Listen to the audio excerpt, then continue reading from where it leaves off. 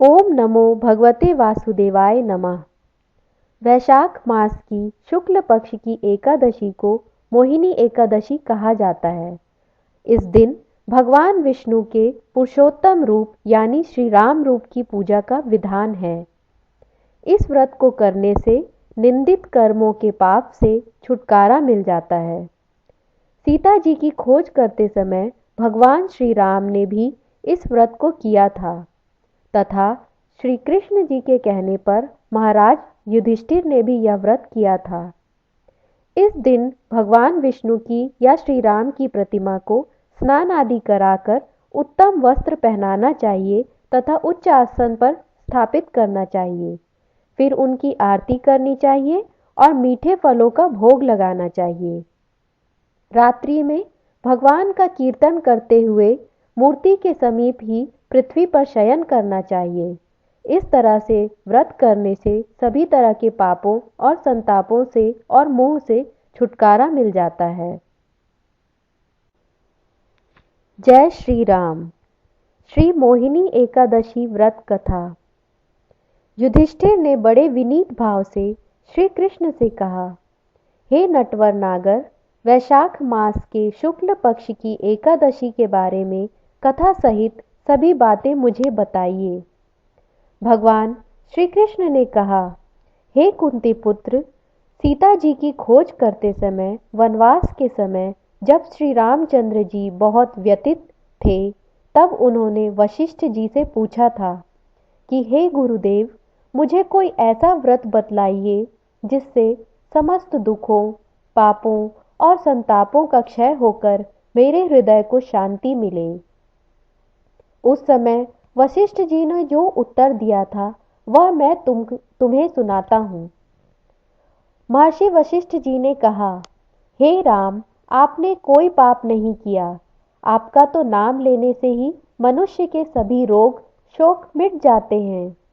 यह प्रश्न आपने लोकहित की भावना से किया है, अतः मैं आपको बतलाता हूँ कि मानसिक शांति की प्राप्ति और संताप तथा पाप मिटाने का अमोघ अस्त्र है मोहिनी एकादशी का व्रत। वैशाख मास के शुक्ल पक्ष की एकादशी को मोहिनी एकादशी इसलिए कहा जाता है क्योंकि इसका व्रत करने से मनुष्य के पाप तथा दुख दूर होकर वह मोह जाल से मुक्त हो जाता है। अतएव दुखी मनुष्य को यह व्रत अवश्य करना चाहिए। इसकी कथा मैं आपको सुनाता हूँ, आप ध्यानपूर्वक सुनिए। सरस्वती नदी के किनारे बसी सुंदर और संपन्न नगरी भद्रवती में द्युतिमान नाम का चंद्रवंशी राजा राज्य करता था। इसी नगर में धन धान्य से परिपूर्ण धनपालक नामक एक वैश्य रहता था। वह वैश्य अत्यंत धर्मात्मा एवं विष्णु भक्त था। उसने नगर में अनेकों भोजनालय, प्याऊ, कुएं, तालाब, धर्मशाला आदि बनवाए। सड़कों के किनारे आम, जामुन, नीम आदि के अनेक वृक्ष लगवाए। उस वैश्य के सुमना, सद्बुद्धि, मेधावी, सुकृत और दृष्ट बुद्धि नामक 5 पुत्र थे। उसके 4 पुत्र तो धर्मात्मा थे, परंतु सबसे छोटा बेटा दृष्टि बुद्धि महापापी और दुराचारी था। वह दुराचारी मनुष्यों की संगत में रहकर जुआ खेलता और दूसरों की स्त्रियों के साथ भोग विलास करता था तथा मद्यपान और मांस का सेवन भी करता था। इस प्रकार अनेकों कुकर्मों में फंसकर वह अपने पिता के धन को नष्ट करता था। इन्हीं कारणों से उसके पिता, भाइयों और कुटुंबियों ने उसको घर से निकाल दिया।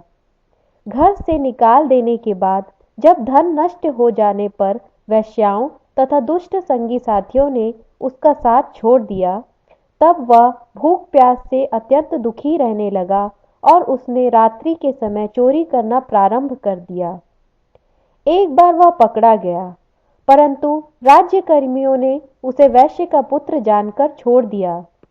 परंतु दूसरी बार पकड़े जाने पर उन्होंने उसे राजा के सामने उपस्थित कर दिया। कारागार में राजा ने उसे बहुत दुख दिए और फिर नगर से निकाल दिया। अब तो वह वन में रहकर जानवरों के शिकार पर अपना जीवन यापन करने लगा। एक दिन भूख प्यास से व्याकुल वह शिकार का पीछा करते समय कौंडिन्य ऋषि के आश्रम में जा पहुंचा। उस समय वैशाख मास था और कौंडिन्य ऋषि गंगा स्नान करके आ रहे थे। उनके भीगे वस्त्रों के कुछ छींटे पड़ने से उसे कुछ सद्बुद्धि प्राप्त हुई और वह मनुष्य दृष्टि बुद्धि मुनि के सामने हाथ जोड़कर कहने लगा, हे मुनीश्वर, मैंने अपने जीवन में बहुत पाप किए हैं, अतः आप उन पापों से छूटने का कोई साधारण और बिना व्यय का उपाय बताइए। उसके दीन वचन सुनकर ऋषि कहने लगे, हे मनुष्य, ध्यान से सुनो। तुम वैशाख शुक्ल एकादशी का व्रत करो। इस एकादशी का नाम मोहिनी है और इससे तुम्हारे सब पाप नष्ट हो जाएंगे। मुनि के वचन सुनकर वह अत्यंत प्रसन्न हुआ और उनके द्वारा बताई गई विधि के अनुसार उसने मोहिनी एकादशी का व्रत किया।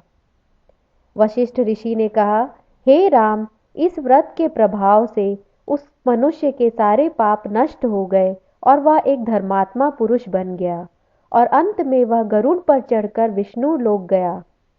इस व्रत के करने से मोह आदि और सब तरह के पाप नष्ट हो जाते हैं। अतः संसार में इस व्रत से श्रेष्ठ कोई व्रत नहीं है। इसके महात्म्य को पढ़ने अथवा सुनने से 1000 दान का फल प्राप्त होता है। ओम नमो भगवते वासुदेवाय नमः। मोहिनी एकादशी व्रत कथा समाप्त हुई। धन्यवाद।